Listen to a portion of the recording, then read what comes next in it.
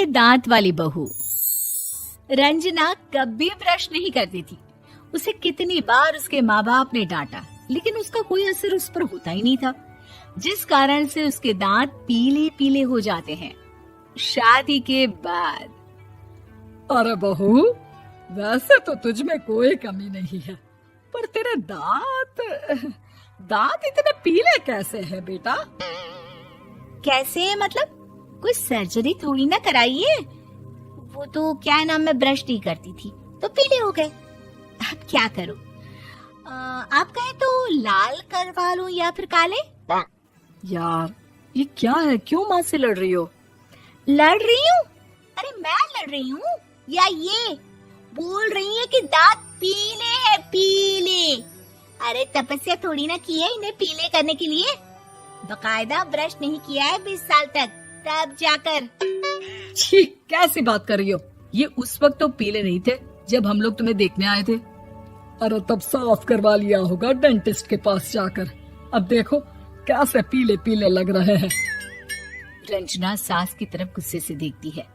फिर शुरू हो गई पीले पीले पीले।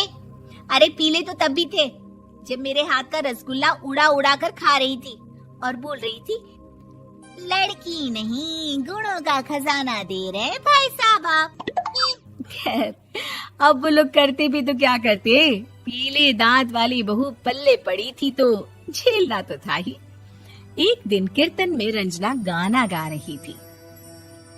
अरे कमला बहन, माँ का द्वार है, यहाँ तो सब शुद्ध होकर आते हैं, फिर अपनी बहू को ब्रश भी नहीं करवाती तुम।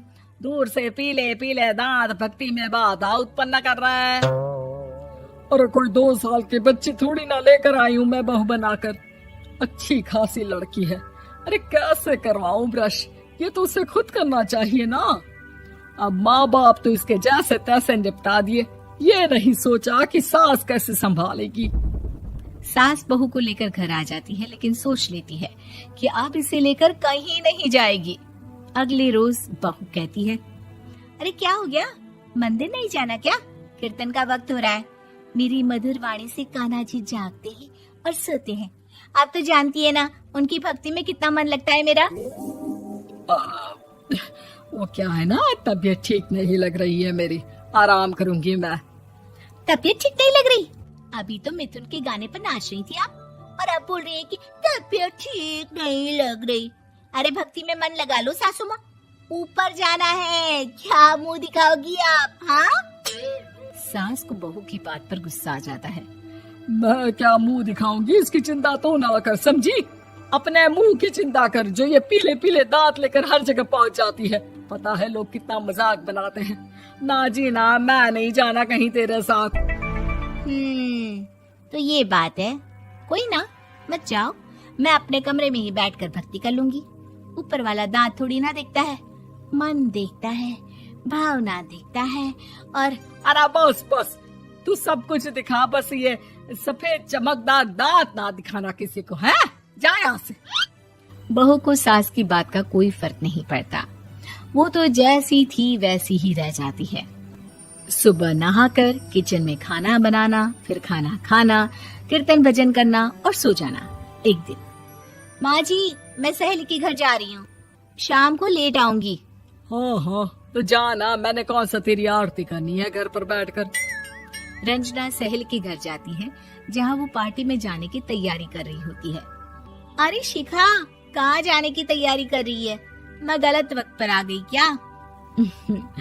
अरे नहीं यार, उल्टा सही वक्त पर आ गया। मैंने ये साड़ी और ज्वेलरी निकाली है यार, शाम को इनके ऑफिस की एक पार्टी में जाना है। बताना कैसा लग रहा है ये सब? नहीं यार, इस ड्रेस के साथ तो वो वाली ज्वेलरी अच्छी लगेगी। हाँ हाँ सही बोल रही है, मैंने ध्यान ही नहीं दिया। वैसे तो हमेशा से मस्त फैशन सेंस रखती है। तो बड़ा जाती होगी ना पति के साथ पार्टी में। रंजना कुछ नहीं बोलती, बस सोचती है कि यार काश ये बात सही हो जाती, पर मैं क्यों नहीं जाती पार्टी में? क्या इन लोगों की कोई पार्टी होती नहीं होगी? रंजना घर आती है और रात में पति से सवाल करती है, एक बात बताइए, आप मुझे किसी पार्टी में क्यों नहीं ले जाते? क्या आपके यहाँ ऑफिस में पार्टी नहीं होती? पति बेचारा क्या कहता कि दांत पीले हैं तुम्हारे इसलिए। अरे कोई पार्टी होती नहीं हम लोगों के ऑफिस में, तो कहाँ से लेकर जाऊं? और मार्केट, मॉल, कहीं वीकेंड घूमना, कहीं तो। अरे यार, सारे हफ्ते में एक छुट्टी मिलती है, तो सोचता हूँ कि आराम ही कर लूं। क्यों? रंजना मन मार के रह जाती है। पहले कभी सास के साथ मंदिर जाया करती थी, लेकिन वो भी सास ने ले जाना बंद कर दिया। घर बैठी बैठी रंजना बोर हो जाती है। तभी उसे आइडिया आता है और वो मायके जाने का सोचती है। सासू माँ, 2 दिनों के लिए मम्मी के घर जा रही हूँ। अच्छा अच्छा, ठीक है, आराम से जा। और हाँ, माँ से कुछ अच्छी आदत सीख कर आना कि कैसे शरीर के हर भाग की तरह दांतों की सफाई भी जरूरी होती है, समझी? शुरू हो गई ना आप। वो लोग आपकी तरह नहीं है कि छोटी छोटी बात का बतंगड़ बना दे। उन लोगों के लिए मैं मायने रखती हूँ, ना कि मेरे पीले पीले दांत। रंजना माँ को बिना बताए उन लोगों को सरप्राइज देती है, लेकिन जैसे ही वो दरवाजे पर पहुंचती है, अंदर देखती है कि घर वाले कहीं जा रहे होते हैं। अब माँ, काश रंजना दीदी के दांतों वाली प्रॉब्लम नहीं होती, तो वो भी हम लोगों के साथ चलती ना बुआ जी की बेटी की शादी में। हाँ बेटा, लेकिन अब उसे कौन समझाए कि उसको उसके पीले दांत नहीं दिखते, लेकिन उसके आसपास के लोगों को कितना एम्बैरेसिंग फील कराते हैं।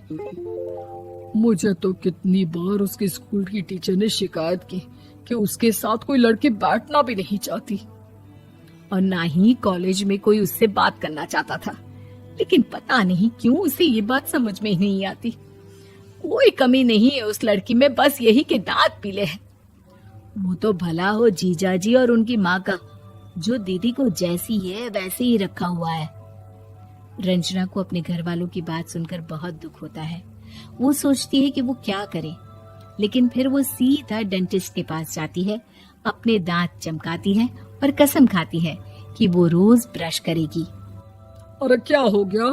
तुम तो 2 दिनों के लिए गई थी ना, पर कोई ना, अच्छा है, चलो आ गई तो। रंजना सास के सामने आकर खड़ी हो जाती है और पूरी स्माइल करती है, उसके चमकदार दांतों को दिखाती हुई। हैं? चले मंदिर। माँ, मुझे माफ कर दीजिए, मैंने आप लोगों को बहुत एम्बैरेसिंग फील करवाया। मैं आज से रोज ब्रश करूंगी।